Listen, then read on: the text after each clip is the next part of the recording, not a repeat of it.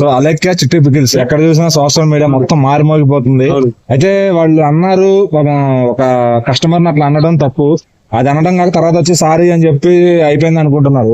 అదే తప్పు, అదే మాట ఒక మగాడు గాని వేరే వాళ్ళని అనుంటే, అట్లా అమ్మాయిలను అనుంటే ఈ సొసైటీలో అతని పరిస్థితి ఏంటి?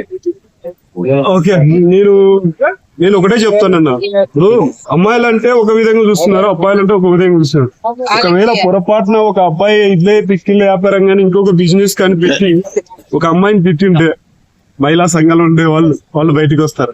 కొందరు మన మొగాళ్ళలోనే ఏం చేస్తారంటే అడ్డమైన బూతులు పెడతారు. ఏం రా, నీకు పని పాట లేదా, నీకు ఏమన్నా అక్క చెల్లెలు లేరా, లేదా నీకు పుట్టించిన అమ్మ లేదా, అక్క లేదా, చెల్లి లేదా, ఇంకా నీకు భార్య లేదా, ఇంకా తోటకూర లేదా తిట్టేవాళ్ళు.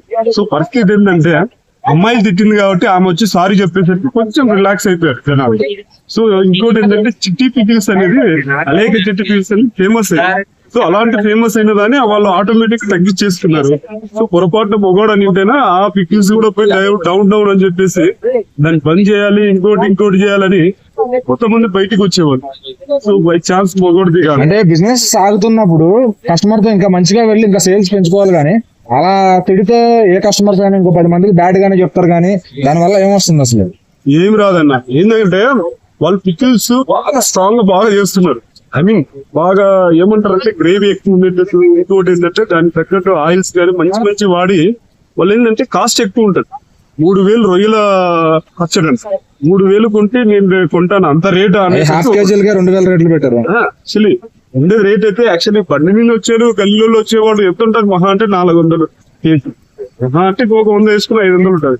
ఇలా దగ్గర ఏంటంటే 2000 3000 అంత రేట్ అనేది ఒక మొగాడు ప్రశ్నించాడు. సో నేనేమంటున్నానంటే పికిల్స్ తప్పుకోండి కాదని కానీ చూసుకొని తక్కువ, ఇంకంటే రీజనబుల్ రేట్ కి అమ్ముకోని చెప్తున్నాను. ఇంకోటి ఏంటంటే వాడు ఎవడో పెట్టాడు కాబట్టి మీరు మాత్రం రియాక్ట్ అయిపోయి ఏదేదో పెట్టేశారు, కాస్త బిజినెస్ కాస్త డౌన్ అయిపోయింది. ప్లాట్ఫామ్ కూడా తీసినట్టున్నారు గూగుల్లో నుంచి. అవునవును, మొత్తానికి లాస్ కాదంటారు ఇట్లా మాట్లాడటం వల్ల? లాస్ అయింది. ఎందుకంటే నోరు అదుపులో ఉంటే నోరు మంచిదైతే ఊరు మంచిది కాదని ఒక సామెత ఉంది.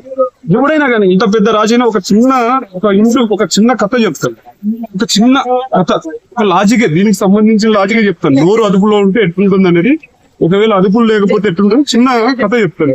అనగనగా ఒక రాజు మంచిగా పరిపాలన చేస్తున్నాడు, మంచిగా ఉన్నాడు. పేదవాళ్ళకి ఏం చేస్తున్నాడు అంటే బాగా చీరలు, మొగాళ్ళకు పంచెలు, బట్టలు అన్ని ఇచ్చుకుంటా 3 పూట్ల భోజనం ఏదైనా కానీ ఇబ్బంది పడకుండా నా దగ్గర తినండి అని అది కూడా అన్నదానం చేస్తూ ఉన్నాడు.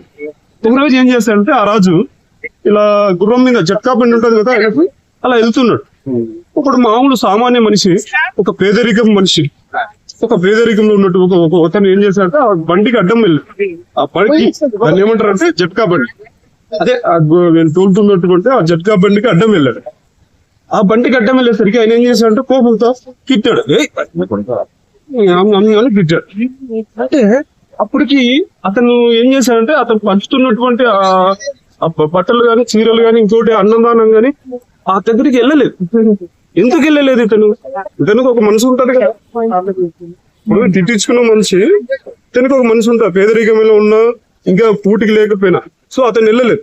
సో అతన్ని మళ్ళీ వచ్చి అడిగాడు, ఎవరు రాజు వచ్చి ఇతన్ని అడిగాడు. అడిగేసరికి నేను రాను రాజు, నేను సంపాదించుకుంటాను, నేను పెరుగుతాను, బట్టలు కుట్టాను, లేకపోతే అడుగు కింద బతుకుతానని చెప్పాడు. సో ఇక్కడ ఏమైపోయింది రాజు, సో మనసు ఇద్దరు ఎరిగేసరికి రాజు ఏమైపోయాడు, చెట్టోడు అయిపోయాడు. సో ఏం కావాలంటే నోరు అదుపులో ఉండాలి. ఎంత పెద్ద రాజు అయినా, ఎంత కూటికి లేని వాడైనా, ఎంత పేదరికంలో ఉన్నవాడైనా నోరు అదుపులో ఉంటే ఊరు మంచిది అవుతుంది. ఇప్పుడు ఆ రాజు తిట్టేసరికి ఏమైపోయిందంటే ఇతనేమో అతని పని చూసుకుంటూ వెళ్ళిపోయాడు. నాకంటే ఒక మనిషి ఉంటాడు రాజు గారు, నేను రానని చెప్పాడు. సో ఇట్లనే అలేకే వాళ్ళది కూడా ఏముందంటే నోరు అదుపులో ఉండాలి. అయిపుట్టిన వాడిని అడ్డగోళంగా కూడా నువ్వు 3000 కొనేవాడు, నీ భార్య ఏం సాగుతావంటే వాడికి మండింటారు. 3000 కాకలేమా, నీ పచ్చడి 3000 పెట్టి నేను కొనాలని నేను కూడా అంటారు. సో నేనేమంటాను అంటే ఏదేమైనా కానీ నోరు అదుపులో ఉండాలి.